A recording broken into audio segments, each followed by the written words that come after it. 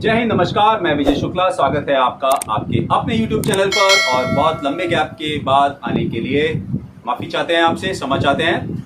तो आज के इस वीडियो में हम बात करने वाले हैं टूर ऑफ ड्यूटी को लेकर के। जो मार्केट में जो खबरें फैली हुई हैं उसको लेकर के सरकार इससे क्या चाहती है और आपको इससे क्या मिलने वाला है। तो इस वीडियो को शुरुआत करूं इससे पहले मैं आप लोगों से निवेदन करूंगा कि आप अभी कमेंट करके बताएं कि आप टूर ऑफ ड्यूटी से सहमत हैं, एग्री करते हैं या नहीं करते हैं। तो प्लीज कमेंट करके बताएं। धन्यवाद, आपने कमेंट किया। तो शुरुआत करने से पहले एक रिक्वेस्ट, एक निवेदन। अगर आप किसी भी रूप से जो घटनाएं, जो आगजनी, जो तोड़फोड़ हो रही है, इसमें अगर आप प्रत्यक्ष या अप्रत्यक्ष रूप से शामिल हैं तो ये वीडियो दोस्तों आपके लिए नहीं है। और मैं आपसे निवेदन करूंगा कि आप मेरे चैनल को अभी अनसब्सक्राइब कर दीजिए। अगर आपने सब्सक्राइब किया है, वीडियो को बिल्कुल मत देखिए और आज के बाद मेरा कोई भी वीडियो मत देखिएगा, क्योंकि मैं किसी भी रूप में हिंसा को, दंगों को जायज नहीं ठहरा सकता और ना ही ठहराता हूं। और उसके पीछे एक मेन कारण यह है कि आप सभी लोग डिफेंस के एस्पिरेंट हैं। आप चाहते हैं कि आपकी नौकरी सेना में लगे। और अगर आप इस देश को माता मानते हैं तो आप सोचिए कि इस देश की माता मानने के बाद जो इसके ऊपर जो इंफ्रास्ट्रक्चर बना हुआ है, अगर आप उसमें तोड़फोड़ कर रहे हैं, आग लगा रहे हैं, तो ये अपनी माँ के कपड़े फाड़ने जैसा है। जैसा कि हमारे सीडीएस विपिन रावत जी ने कहा था कि आर्मी सिर्फ और सिर्फ एक नौकरी पाने का माध्यम नहीं है, ये त्याग और बलिदान के लिए है। तो प्लीज आप लोग किसी भी रूप से शामिल हैं तो अभी रुक जाइए। किसी भी तरह की नेगेटिव खबर, उल्टी सीधी जानकारी नहीं फैलानी है। सरकार से सहमत होना, असहमत होना आपका अधिकार है, आप बिल्कुल हो सकते हैं। और इस वीडियो के माध्यम से मैं आपसे वही पॉइंट शेयर करना चाहूंगा कि क्या सरकार इससे चाहती है और क्या आपको मिल रहा है। उसके बाद भी अगर आप असहमत हैं तो वीडियो के अंत में आप कमेंट करके बता सकते हैं। तो चलिए आसान भाषा में शुरुआत करते हैं। सबसे पहले हम जानना चाहते हैं कि भारत सरकार या हमारी मौजूदा मोदी सरकार जो अग्निपथ है या फिर जो टूर ऑफ ड्यूटी है, इससे क्या हासिल करना चाहती है। सबसे पहली चीज, जो हमारा डिफेंस का बजट है वो तकरीबन $76 बिलियन का है। $76 बिलियन, जो कि third largest budget in the world है। दुनिया का तीसरा सबसे बड़ा सैन्य बजट है हमारा। इसमें हमारी तकरीबन 48% जो हमारी राशि है वो सेना की तनख्वाह और पेंशन पे खर्च होती है। तो सरकार चाहती है कि इस राशि को किसी तरीके से कम किया जाए ताकि जो हमारी फोर्स है, हमारी सेना है, उसको अच्छे से अच्छे वेपन दिए जा सके, अच्छे से अच्छे इक्विपमेंट दिए जा सके। तो ओवरऑल जो खर्चा है, जो एक्सपेंस है, उसको कम करने की इसमें कवायद दिखती है। दूसरा सबसे बड़ा जो भारत सरकार का लक्ष्य इसमें दिखता है कि अभी हमारी जो डिफेंस फोर्स है उसकी जो एवरेज औसत आयु जिसे हम कहते हैं वो है 32 साल।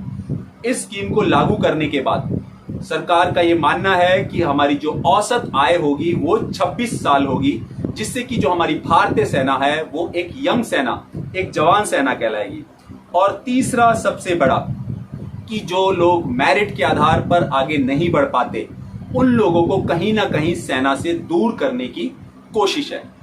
ये तीनों कदम भारत सरकार के विशेष हैं और सराहनीय हैं। इस पर मैं भारत सरकार से पूरा सहमत करता हूं। अब हम बात करते हैं कि अग्निवीर के माध्यम से एक व्यक्ति विशेष जो कि मुख्यतः राज्य हमारे यूपी, राजस्थान, मध्य प्रदेश और महाराष्ट्र से हैं, इन 4 राज्यों से सबसे ज्यादा जनरल ड्यूटी की भर्ती लेने वाले बच्चे होते हैं। इन बच्चों को क्या मिलेगा? तो इन बच्चों को मिलने वाली बात यह है कि 6 महीने की ट्रेनिंग करने के बाद आपको 3.5 साल भारतीय सेना में, इसके 3 प्रमुख अंग है, उसमें काम करने का मौका मिलता है। और उसके बाद अगर आपकी परफॉर्मेंस अच्छी है, अगर आप उसके बाद मेरिट में आते हैं, तो आप अपनी आगे की नौकरी को जारी रख सकते हैं। तो इसको आसान भाषा में समझते हैं कि ये टूर ऑफ ड्यूटी है क्या। तो 100 मान लीजिए कि 100 बच्चों का रिक्रूटमेंट हुआ, उसमें से 25 बच्चे मेरिट के आधार पर आगे जाएंगे, 75 बच्चों को निकाल दिया जाएगा। तो जो बच्चे आगे जाएंगे उनको तो कोई परेशानी नहीं है, जो लेकिन निकाले गए, अब उनको क्या मिल रहा है इससे? उनको मिलने वाली सबसे अच्छी चीज इसमें 2 है। पहली कि जब आप मान लीजिए अगर आप 21 साल की उम्र में टूर ऑफ ड्यूटी के माध्यम से भारत की किसी भी सेना में आपकी भर्ती होती है और आप 25 साल की उम्र में जब भारतीय सेना आपको निष्कासित करती है, बाइज्जत निष्कासित कर रही है, कोई कोर्ट मार्शल नहीं हो रहा है, तो काफी नेगेटिव खबर है। खासकर रवीश कुमार जी काफी नेगेटिव बोल रहे हैं इस पर। तो आपको ऐसा कोई कोर्ट मार्शल नहीं किया जा रहा है, आपको देशद्रोही डिक्लेयर नहीं किया जा रहा है। तो जब आपको निकाला जाता है ऑन एन एवरेज आपके खाते में आज के अनुसार 12 लाख रुपए भारत सरकार डालेगी, जिसका 30% हर महीने आपकी सैलरी से कटेगा और सेम अमाउंट भारत सरकार आपके अकाउंट में डालेगी।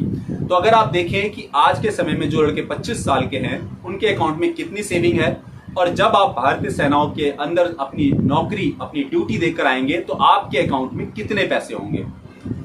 और इसके साथ साथ अगर आपने 10वीं के बेस पर सेना में जॉब पाई है, तो जब आपको निष्कासित किया जाएगा, आपको सेवानिवृत्त किया जाएगा, तो आपको जो सर्टिफिकेट दिया जाएगा वो 12वीं की परीक्षा उत्तीर्ण करने के, पास करने के इक्विवेलेंट होगा, बराबर होगा।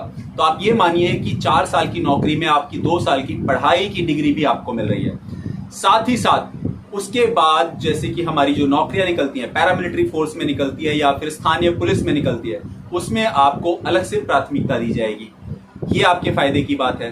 और इसके बाद एक मेन आपके फायदे की बात कि आपने देखा होगा बहुत से लोग आर्मी में नौकरी करते हैं, लेकिन उसके बाद उन्हें लगता है कि शायद वो उस नौकरी के लिए सही नहीं है, डिप्रेशन में आके वो शूट आउट कर देते हैं। ऐसी खबरें आम है हमारे देश में।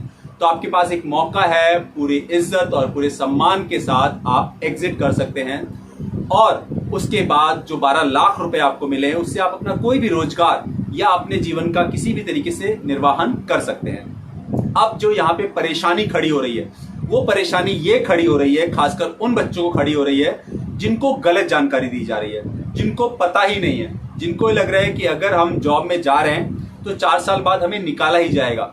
दोस्तों, अगर आप मेरे चैनल को फॉलो करते हैं तो मैं आपको प्रॉमिस करता हूं, अगर आप हार्ड वर्क करते हैं, अगर आपके अंदर वो जज्बा है, वो जुनून है और आप पढ़ने में विश्वास रखते हैं, तो आपको ऐसी मेरिट लिस्ट से डरना ही नहीं चाहिए।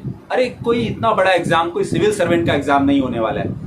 और इसके बाद भी अगर आप असहमत हैं तो बिल्कुल आप असहमति दर्शाएं, आप उसे दर्ज कराएं, लेकिन किसी भी प्रकार के दंगों से दूर रहते हुए।